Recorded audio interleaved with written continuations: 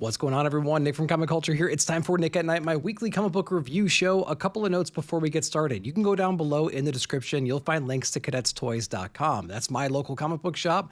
If you want to order anything from there, whether it's new release titles, whether it's something that's in stock already, at checkout, use code Comic Culture to save 10%. So if you're interested in any of the titles that I go over tonight, you can go over to the website, see what they got, and you can save a little money at the same time. All right, let's talk about the books we read this week. Not a whole lot of books, so we're going to go through this pretty quickly. Over in DC, they had the Deadman issue #1 from the Ice Cream Man creative team. I've been looking forward to this book for so long. It's really a perfect blend between the characters and the creative team. Now, this creative team is used to working in the macabre. They're used to telling really unsettling stories with really creepy kinds of characters. The Deadman, Boston Brand, definitely fits the bill here. Very new reader friendly as well. We get an understanding of who Boston Brand is. We get an understanding of his power set, what he's been up to, what he's confined to, and how he interacts with spirits that are leaving the newly deceased and trying to travel to that next area. The first half of this book gets you acquainted to the character, his power sets, what he's up to, and the second half introduces our threat that is super creepy, and I can't wait for more of that. At the end of the day, this is really a perfect creative team for this character. I cannot wait for more, see where the story goes. Absolutely phenomenal issue #1 from an art point of view,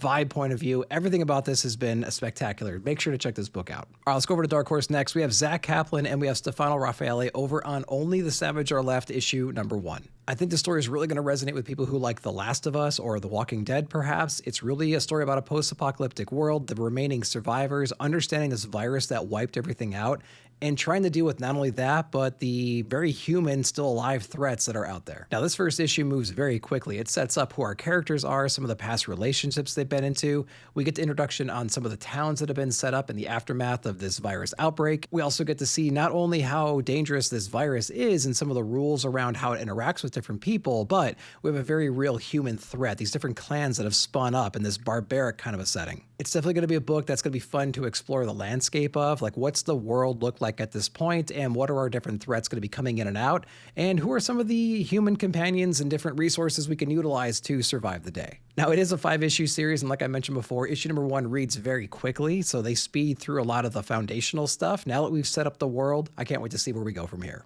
All right, next up is Rook Exodus issue #10. Now, Jason Fabok is on this, doing an incredible job with the interior artwork, and of course, we have Jeff Johns doing the writing. Now, this series in general has been sitting in that 4th place spot for me in the Ghost Machine universe. Incredible interior artwork, great character design, over-the-top action, great world building, and everything, but I find it a little difficult to kind of keep track of characters and relationships and everything, and I think it has to do with the masks themselves, honestly. So I think that I'm losing a little bit of connection with the characters and exactly where the alliances are right now, especially when we have so many things going on and so many characters coming in and out of the story. We have a lot of wardens now that have entered into the battle. We have this main objective of trying to save the planet we're on. We really can't get off the planet, so we need to do everything we can, pull our resources together to put in motion steps to save the planet that they're on right now. Now, unfortunately, there's a lot of relationships and past grudges that we're having to deal with, and again, that's where I kind of lose the thread. Who exactly is on whose team and what is their particular backgrounds? And I think it has to do with the fact that I can't quite differentiate the characters like I could if they weren't wearing their masks, which is kind of ironic. And it's ironic because the masks are the distinguishing factor between the characters, yet it's not quite doing it for me. Now, with that said, the interior artwork, the action alone in the story, the backstory in general, and the world that we've developed so far is really interesting, and I'm glad that we're in it again. Now, with all that said, I still enjoy the series quite a lot. It just requires a little bit more mind power than I want to give a story like this, just because I'm trying to figure out who everybody is still. All right, next up is Supergirl Survive from Parker and Sheridan, and we have Rod Reese on the art. Now, I knew this story was going to be something special. Parker and Sheridan have been putting together a lot of great titles over the last couple of years. Most recently, Godzilla Escaped the Dead Zone, which I was blown away by. I also really like the character of Kara, and I like her relationship with Kal-El, and I'm really enjoying this reimagination of their origin story and the destruction of Krypton and how those two are connected to begin with. It is a familiar tale, but it's retold in this kind of a way, and it's really impactful, it's really emotional, and I just love the quick journey of these are the characters, this is the threat to Krypton right now, these are the actions we need to take to save these two individuals. And they went through that pretty quickly in a really emotional way. But not only that, but we've also established a new threat after the fact that we've escaped the planet. And so we're going to be playing more into that in the future issues. But they did a great job of setting up the foundation. The artwork really complemented the storytelling and everything. I love the character design and the worlds and the ships and the destruction in general. I think they handled this issue perfectly. I cannot wait for more of the story. Next up is Poison Ivy issue number 45. We have G. Willow Wilson and we have Takara on the art. What's really interesting about this story is for the last several issues, we've been watching Poison Ivy go way above and beyond to eliminate some of the previous barriers or people who have been corrupting the system, corrupting the nature, and just corrupting the culture of the city in general. She's sick and tired of all the bureaucracy. So she's literally finding out who's in charge and taking them out. Now, how long can you do that for? As satisfying it is in the short term, in the long term, eventually that body count will come back to you. She's also on the radar of Batman, who's kind of dropping some hints to knock it off or else. And then, of course, we have the avatars for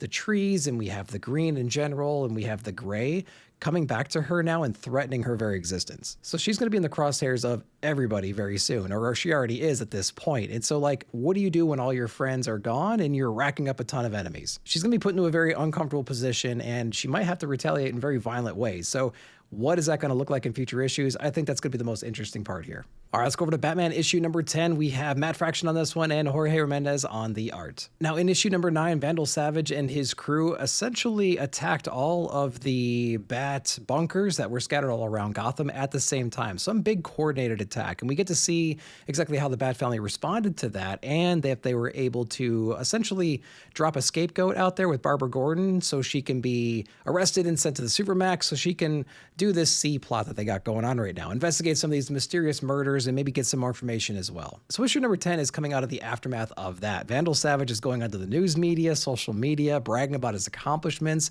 exaggerating the number of bases they hit along the way, trying to, win over the public opinion in general. So Batman and team are fighting that narrative right now. They are very much alive and active in Gotham City. You may have hit us in certain ways, but we're still a threat to be reckoned with. This issue really reminded me of The Dark Knight Rises, where Batman is presumably down and out, but he's going through lengths to make his presence felt throughout Gotham. And there's a big signaling that the Batman is still alive and well at the end of the day. Now, aside from that, there's a lot of other little points that they make inside this book. We touch base with a previous villain in this issue as well. Dr. Hugo Strange has a big thing that happens to him in here. We touch base with a couple other characters as well, but the main plot is Vandal Savage is saying Batman's down and Batman's saying not quite yet. All right, let's go over to Spawn. Yes, that's right. I read a Spawn book, 376. Matthew Rosenberg is taking over writing duties on this one. It's been a long time since I read a Spawn book.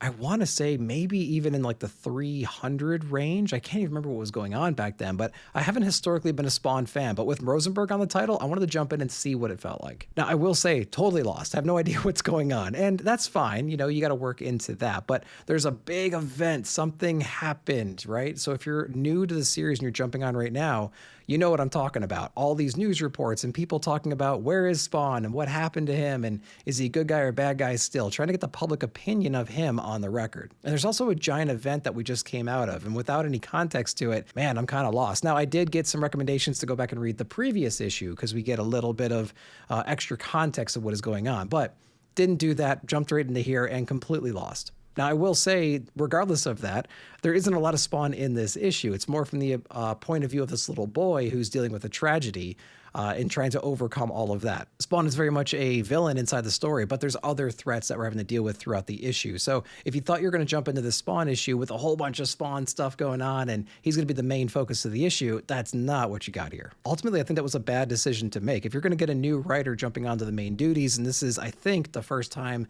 in the first issue that's going to be happening in, you want it to be more Spawn driven, I think, at least in my opinion. I'm jumping on with that expectation, didn't get that, but in Rosenberg we trust. He's a great writer. He's very, very talented. Some of his books made my best books of the year lists over the last couple of years, so I'm going to see where the story goes, maybe read a few more issues, the first arc, and just see what it feels like then. And then we're going to wrap it up over in Mad Cave with Junk Punch issue number 1. Now we have Paul Tobin on this one. I got it because undoubtedly Greg, Bearded Comic Bro, will read this book and bring it up on the Best Books of the Month video. And I got to be honest with you, I got about halfway through this book and I was just so turned off on the story and the character and the absurdity of it. Of course, it's going to be weird and absurd.